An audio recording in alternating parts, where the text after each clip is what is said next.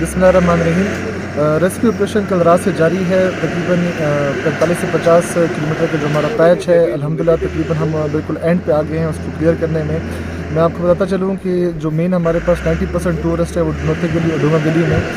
डोंगा गली के सारे टूरिस्ट को हम क्लियर कर चुके हैं। नोते गली के हम आधे से ज़्यादा टूरिस्ट क्लियर कर चुके हैं और इंशाल्लाह विद इन 1 आवर हम बाकी टूरिस्ट को हम क्लियर कर लेंगे। बाकी जो हमारे पास एक मेन हडल आ रहा था वो तौहीदाबाद के पास था। वहाँ पे 35 फैमिलीज़ हैं, वहाँ पे हम पहुँच गए हैं और इंशाल्लाह अगले 1 घंटे में वो सारी की सारी फैमिलीज़ रेस्क्यू हो जाएंगी। चांगला गली में जितनी फैमिलीज़ थी वो सारी रेस्क्यू हो गई हैं।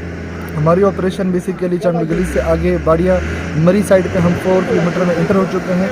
हम उनको असिस्ट कर रहे हैं ताकि वहाँ से जो गाड़ियाँ फंसी हुई है वो हम अल्टरनेटिव एक रूट पे जो लोरा साइड पे शाह मकसूद की तरफ जाता है हम उनको रेस्क्यू कर रहे हैं। अल्हम्दुलिल्लाह कोशिश है हमारी कि विद इन 1.5 आवर सारा ऑपरेशन कंप्लीट कर लें।